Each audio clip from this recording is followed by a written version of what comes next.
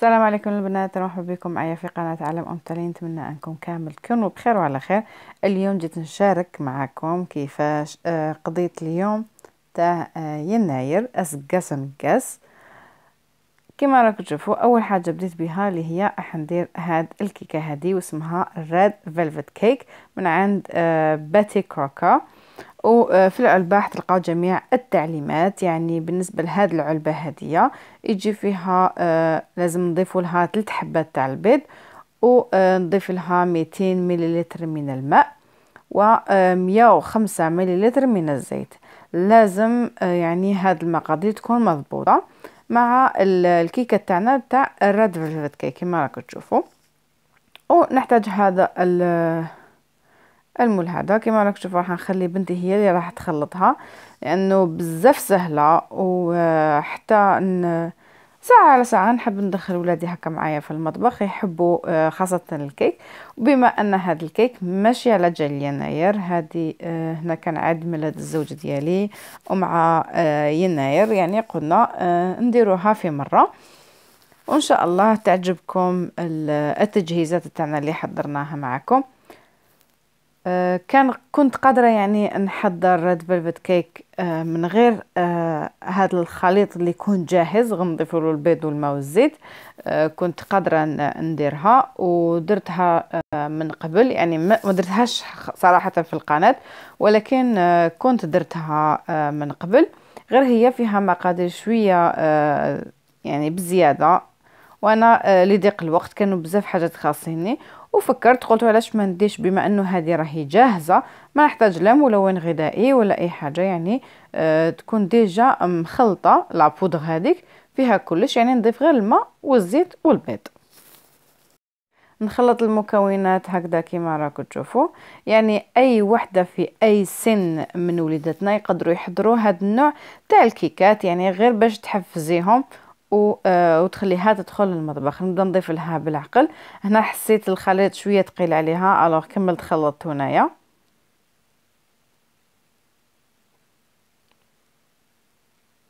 هنا راني خلطت الخليط كما راكم تشوفوا، ما خليتهاش تكمل. الوغ باش تقولوا لي بنتك معوده تخليها معك في المطبخ، لا، غير هو كأنه العيد الميلاد تاع باباها حبت تدخل باش تعاوني وتوجد الكيكه معايا، يعني باش تفرحوا فقط. كما راكم تشوفوا خلطت هنا المكونات جيدا، وهنا ضفت لها شويه من الملون الغذائي الاحمر باش تعطيني لون احمر يعني فاقع. وبما انه يناير يعني لازم نقولوا حاجه الخمير، حنا نديروا الخفاف كما راكم تشوفوا باش يجوز العام تاعنا خفيف. هنا كما راكم تشوفوا نسخن في الزيت باش راح نبدا نقليه، يعني الوصفه جد سهله وبسيطه وناجحه 100%. وان شاء الله راح ندير لكم فيديو خاص على هاد الخفاف هذا، والله يعني بالفرينه فقط، ولكن ناجح 100%. واللي ذوقوا يعني حيقول لك اول حاجه ما يجيش مزيت، تاني حاجة يعني يجي خفيف من الداخل، وراح تشوفوا هذا الشيء معايا. كما راكم تشوفوا من جهة واحدة اخرى حضرت هاد الكور تاع المسمن باش ندير بها التشخشوخة تاع بسكرة على طريقة صاحبتي، لانه هي من بسكرة ويديروا هاد الطريقة هذه، وانا كنت ذقتها عندها وعجبتني بزاف وطلبت منها الوصفة وما شاء الله وعطتها لي. كما راكم تشوفوا هنايا اول حاجه راح نبدا بها، راح نبدا نقلي الخفاف. يعني نجيبوا صحن ويكون مدهون هكذا بالزيت، ونديروا هكذا كور شو راح نديروا تاع المسمن، ونبدا نحل فيها بهذه الطريقه. يعني ما نضغطش في الوسط، نروح فقط للاطراف، ونحاول نخليها دائما تكون على شكل دائره، ونحطها مباشره في المقلاة، ونبدا نضيف عليها الزيت كما راكم تشوفوا هكذا، ونبدا نضيف. يعني هذه كانت اول حبه، وبدا نضيف عليها هكذا الزيت باش تنتفخ معايا. لازم غير تحطوها تبداو تضيفوا الزيت. هنا الصحن اللي كنت يعني المقلاة اللي كانت عندي شويه ضيقه، ولهذا ما ساعدتنيش، لان الحبات ديالي درتهم كبار، بس نقول لكم والله جات روعه. الان شوفوا هذه الحبه واحده اخرى، كنت هنايا درت حبه واحده اخرى. الوغ نقلبها فقط بالاعواد الخشبيه تاع الشوا، هذيك اللي نديرو بهم الشوا، ولا اون فورشات تقدري تقلبي بها عادي. هذا هو الشكل النهائي تاع الخفاف ديالنا. والله يا البنات شوفوا كيفاش جا روعه، يعني قعد هكذا حتى العشيه وما ولاش مجلد، وخاصه لانه هو بالفرينه. ان شاء الله حنشارك معكم الوصفه في الفيديو القادم. الان حبيباتي هنا بعد ما دخلت الكيكه تاعي الفرن درجه حراره 180، خليتها حتى طابت كيما الكيك العادي وخرجتها نخليها حتى تبرد، بعد هذا نقسموها. الان بعد ما وجد عندي الكيك ووجد عندي السفنج، رحت باش نحضر المرق تاع الشخشوخه. كما راكم تشوفوا انا هنايا درت القطع تاع اللحم اخترته من الكتف، وحبه كبيره من البصل، ودرت كذلك ثلث فصوصه تاع الثوم، يعني 3 سنينات ماشي 3 حبات، 3 سنينات تاع الثوم، القليل من الزيت، ونص حبه تاع بطاطا. انا كانت عندي هنا بطاطا تاعي شويه كبيره، النص الاول درته في الحريره راح نوريها لكم ان شاء الله، والنصف الاخر درته هنايا. الوغ هنا درت فلفل عكري ولا الفلفل الاحمر مع ملعقه من راس الحانوت اللي هو ضروري في هذه الوصفه، ونحتاج رشه من الكرويه. نقليهم بيان. هنا كما راكم تشوفوا خليت اللحم ديالي حتى تقلم جيدا. بعد هذا جبت 3 حبات من الطماطم ورحيتهم في الربو كما تشوفوا، ولا بسكرفاج عادي. اذا قلنا شخشوخه لازم نقولوا المسمن. انا درتها بالمسمن عادي، درته مربعات كما راكم تشوفوا، مطيبتوش مليح وقطعتهم مربعات. هنا القطع تاع المسمن ديالك ولا القطع تاع الشخشوخه ديالك ما لازمش يكونوا كبار، يعني قسم نقدروا نرفدوهم بالفورشات ونديرهم هكذايا يفورم. انا هنا كنت فورت مقبل طعام، يعني خفت وليداتي ما ياكلوليش الشخشوخه، مع العلم انهم يحبوا المسمن بزاف. كما راكم تشوفوا هنا تاني لاصوص ديالي راهي طابت. الوغ بعد ما تقلى جيدا عندي اللحم، درت ملعقه كبيره من الطماطم المصبره ومرقت بالماء الساخن وخليت اللحم تاعي حتى طاب. بعد هذا ضفت معاه من قطع من الكورجات وقطعتها هكذايا، وضفت معها فلفل حار قبل ما يعني نطفيلها. اما من جهة اخرى كما راكم تشوفوا حبيباتي، هنايا كنت درت الحريرة اللي درت فيها حبة كبيرة من البصل، ودرت فيها الحشيش القزبر يعني نص ربطة، ودرت معاها 2 عواد تاع الكرفس والبصل طبيعة الحال، دجاج صدر الدجاج، درت معاها الكروية والتوابل الخاصة بالحريرة، درت فلفل عكري، ودرت كذلك طماطم تاع الحب وقليتهم جيدا.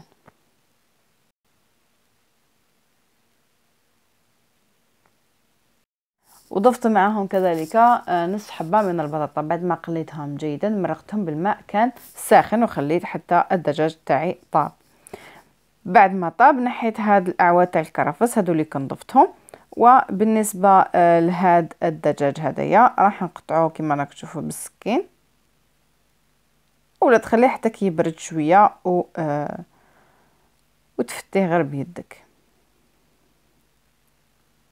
بعد ما نكمل نقطع الدجاج نعاود نرجعو داخل الطنجره ونضيف له تدويره ديالو هكذا باش تختار عندي الشوربه ديالي ولا الحريره. في صحن كما هذا نديروا الماء البارد عادي من الحنفيه مع ملعقه كبيره من الفرينه ونخلطهم جيدا، ونعاود نديرهم داخل الطنجره تاع الشوربه هكذا باش تعقد لنا لاصوص.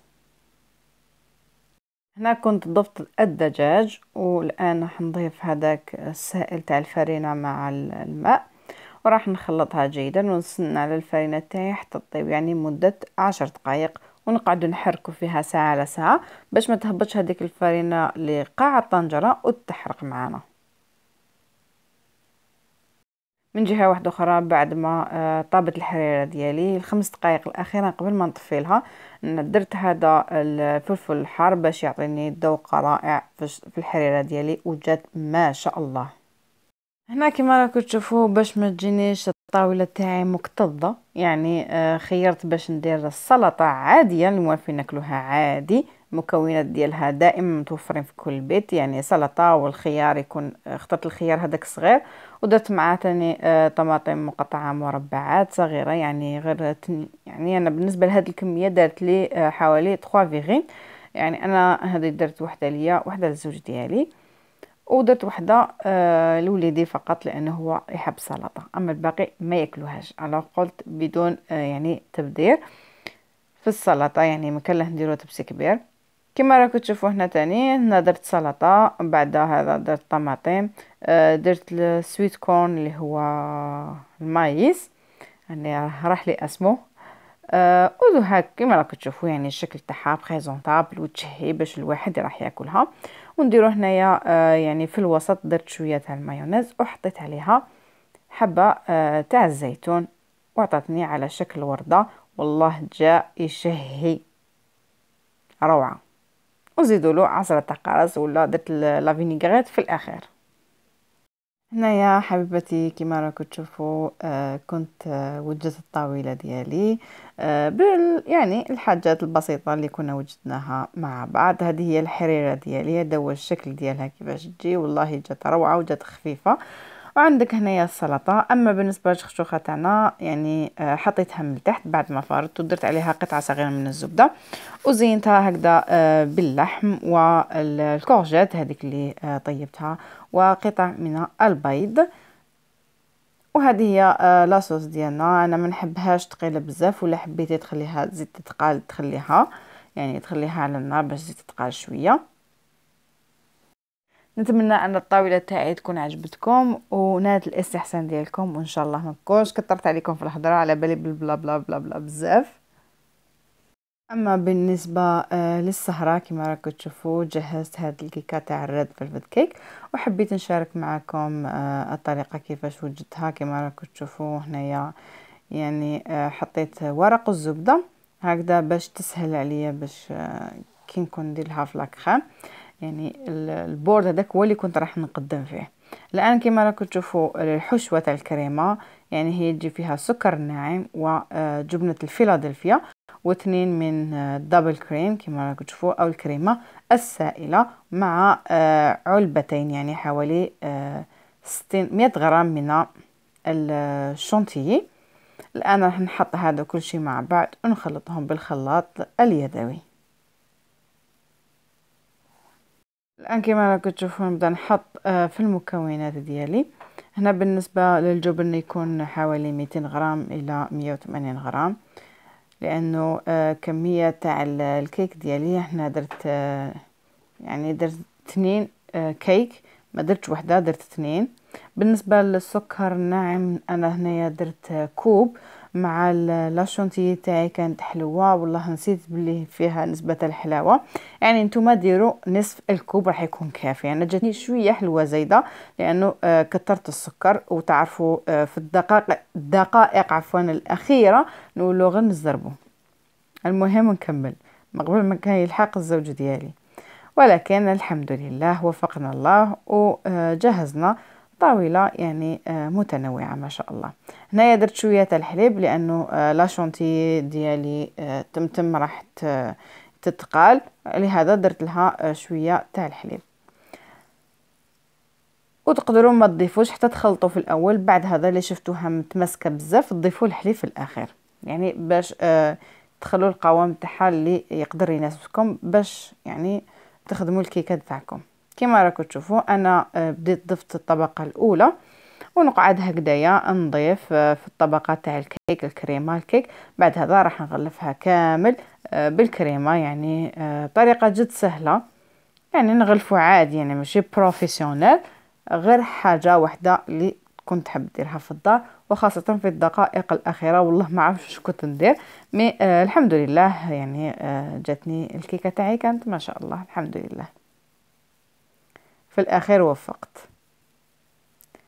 خليكم معايا باش تكتشفوا الكيكه تاعنا كيفاش جات.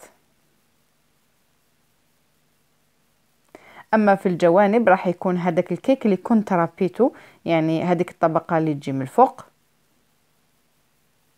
نحاول يعني بعد ما اطيب هذيك الكيكه، هذيك الطبقه اللي تجي هكذا بومبي من الفوق، نحيها ونديرها في سكرفاج ولا نربيها ونزين بها الكيك ديالي. انا زينتها هكذا شويه في الاطراف، وهنا من الفوق الكيكه ديالي نص درتها بالكريمه ونص درتها بالكيك هذاك اللي مفتت. وبما ان هذا الاحتفال كامل بمناسبه يناير، يعني احنا نديرو هنا الحلويات مع المكسرات، وكان هنا يعاون فيا وليدي باش جهزنا هذيك الصينيه في الاخير. جبنا صينيه كبيره، يعني الاساس ديالها هو تكون في القصعه اللي نديرو فيها العجين، ولكن انا هنا في الغربه عارفين ندير غير اللي الحاجه اللي تكون عندي هكذا باش نفرحوا وليداتنا ونعرفوهم بالتقاليد ديالنا. نتمنى ان هذه الصينيه تكون عجبتكم. هذه هي الطاوله تاعي تاع نهار اليوم لسهره تاع يناير، وجمعت انا والعائله الصغيره ديالي في الغربه. كما راكم تشوفوا هنا كانت عندي بقلاوه تاع ماما، نقولها يعطيك الصحه، كانت بعثتها لي مع الزوج ديالي وخليتها في المجمد والان جبدتها.